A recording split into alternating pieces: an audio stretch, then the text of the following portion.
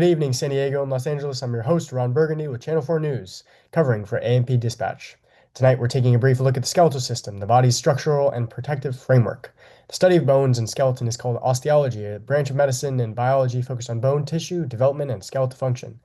The skeletal system is made up of several organs and tissues, including bones, cartilage, ligaments, and tendons. Together, they support the body, protect internal organs, enable movement, store important minerals, and house bone marrow for blood cell production. Bone is classified as connective tissue, but it stands out for others in that category because it has hardened calcified matrix that makes it strong and rigid while still being a living tissue capable of growth and repair. A long bone, such as those in arms and legs, is compact bone on the outside for strength, spongy bone inside for lighter weight and shock absorption, and a central marrow cavity that holds red or yellow marrow. Several anatomical features help identify a long bone. The diaphysis is the shaft, while the epiphysis are the enlarged ends. The epiphyseal plate is a cartilage layer that allows the bone to grow in length during childhood. Articular cartilage covers the joint surfaces to reduce friction. The periosteum is the tough outer covering that nourishes the bone, and the endosteum lines the internal spaces where bone growth and remodeling occur. A flat bone, like the bones of the skull, has a different structure. It consists of two layers of compact bone surrounding a middle layer of spongy bone, providing both protection and lightness. That's your quick overview of the skeletal system. Now let's dive in to a CSI Bone Lab, where we're going deep. Good evening, folks. I'm Joseph Oxroder reporting live from the CSI Bone Lab, where we've just received a critical piece of information in an ongoing investigation. A suspicious bone fragment has been found at the scene. Let's crack the case, shall we? First up, the suspects. We've identified 4 cell types found at the scene. First, osteogenic cells. The rookies, stem cell types found in the inner periosteum and endosteum, ready to differentiate into more specialized forms. Second, osteoblasts. The builders. These guys secrete the organic matrix, laying down new bone tissue. Third, osteocytes. These are the residents, mature bone cells trapped in lacunae, maintaining the matrix and relaying stress signals. And lastly, we also found osteoclasts at the scene. These are the demolition crew, big, multinucleated cells breaking down bone, crucial for remodeling and calcium balance. Now let's talk matrix. What's bone really made of? Bone is made up of both inorganic and organic compounds. The organic compounds are collagen fibers, which resist twists by having tensile strength. The inorganic compounds, mainly hydroxyapatite, gives bone its hardness. Without this, bone would bend like rubber. Now let's take a look at the structure. This fragment came from compact bone. That means we're looking at osteons. Each osteon is a column of concentric lamellae surrounding a central canal. Between osteons, that's interstitial lamellae, which is leftover pieces from remodeling jobs. Wrapping around the outside is circumferential lamellae. You may be wondering, how do the nutrients and nerves travel? Well, blood vessels and nerves enter through the perforating canals, then connect to central canals. From there, nutrients diffuse through caniculi to reach osteocytes, a tight communication network. Now, let's compare the scene. Compact bone is dense, structured, and found on the outer layers of bones, making it perfect for strength and support. On the other hand, we have spongy bone, which is lighter, porous, and made of trabeculae. It is found in epiphyses of long bones and inside flat bones. It is still strong, but is optimized for shock absorption.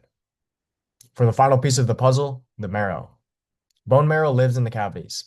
Red marrow is the blood cell factory, found in spongy bone of flat bones and the heads of long bones in adults. Yellow marrow, on the other hand, that's mostly fat, found in the medullary cavity of long bones. And this takes over in adults. In children, red marrow is more widespread. Their bones are still in full production mode. To wrap it up, we've got a clear profile on our suspect. Bone tissue, a highly organized, multifunctional structure with a complex team of cells, specialized architecture, and a brilliant support system. Case closed. Incredible case closing there, Joseph, from the CSI Bone Lab. Now, heading down to learn about some bone evolution. Down to you, Gil. Welcome back to another segment where we will be looking at the evolution of bone development. Bones aren't always hard. In fact, when we're first developing in the womb, our skeleton starts out mostly as flexible cartilage, as you can see in this image. This cartilage gives our body shape, but still allows it to grow and change quickly. There are two main ways bones form. You have intramembranous ossification and endochondral ossification. Intramembranous ossification happens in flat bones and like the skull and clavicle.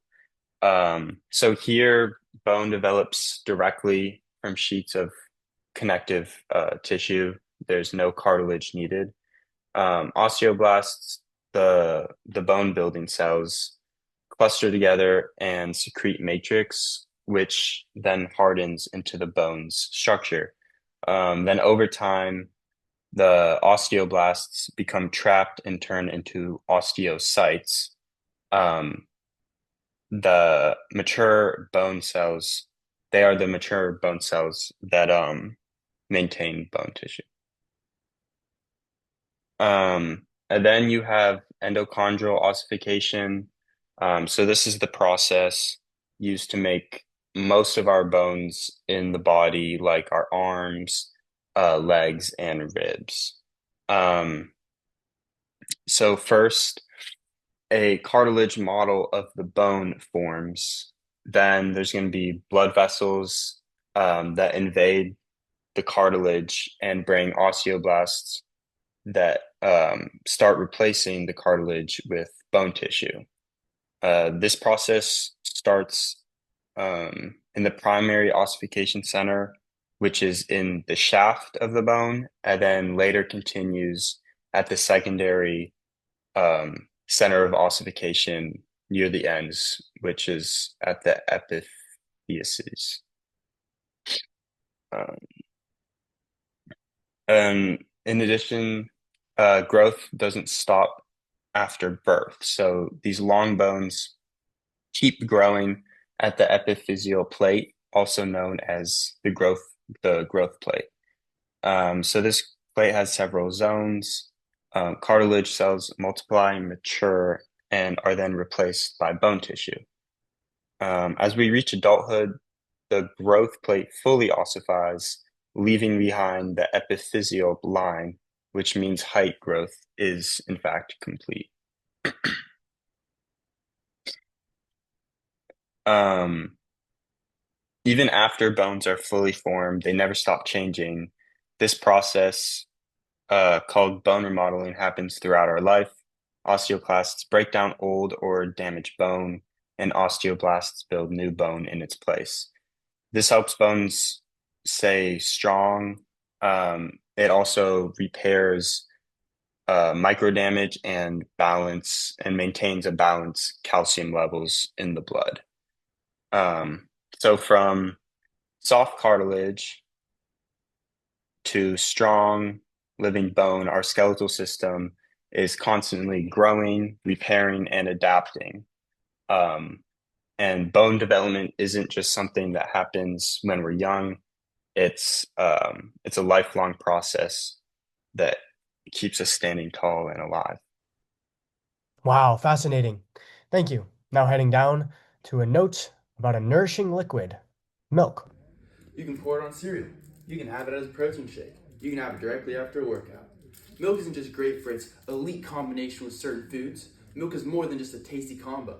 It provides absolute necessities for your bones.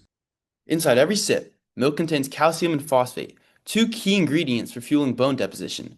This nutrient allows osteoblasts to build bone by depositing calcium and phosphate as hydroxyapatite, while osteoclasts reabsorb old bone, keeping your skeleton strong and renewed. It can also help aid in homeostasis by providing a steady supply of calcium so your body doesn't have to take it from your bones.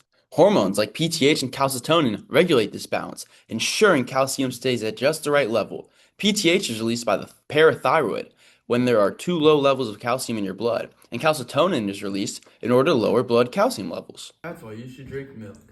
Strong bones start with milk.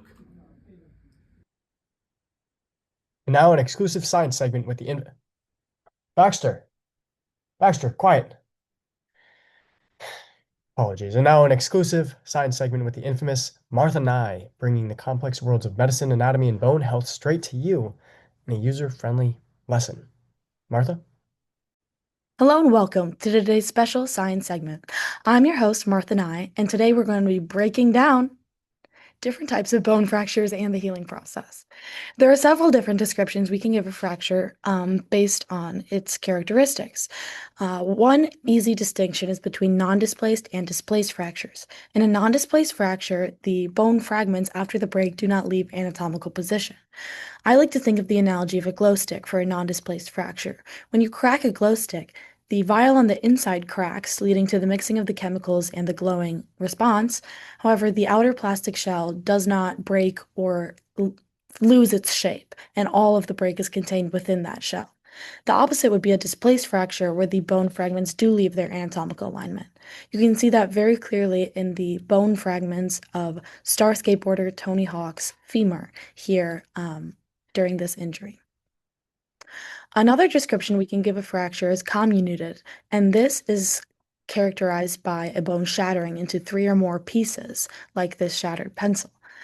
A final description we can use is a green stick fracture, and this is when, like its name implies, a bone breaks like a stick. However, the crack does not go fully through the width of the bone, leading one side of the bone to bend out of position, but the fragments are never fully separated, as you can see here in this stick analogy. However, the healing process is very effective, and we can sum it up into 4 simple steps. The first step of the healing process is the formation of a fracture hematoma, which is a big blood clot that basically clogs the area, preventing anything from coming in and out, and then capillaries and cells such as osteoclasts and fibroblasts are able to grow into this area and give it the name of granulation tissue. The next step is the formation of a soft callus, and this is when fibroblasts deposit collagen while chondroblasts produce fibrocartilage into this granulation tissue area, giving it the name soft callus. Then there's a transformation from soft callus to hard callus when osteoblasts produce this hard, bony collar called the hard callus, which can last for months before the final step, bone remodeling, which is the step where osteoblasts are depositing new spongy bone while osteoclasts are breaking down and dissolving any remaining small fragments of the broken bone. And this completes the entire bone healing process, allowing you to get back to whatever you like to do. Thanks for listening, and I hope you learned something new. Martha, I sure did learn something new, and as always, stay classy, San Diego and Los Angeles.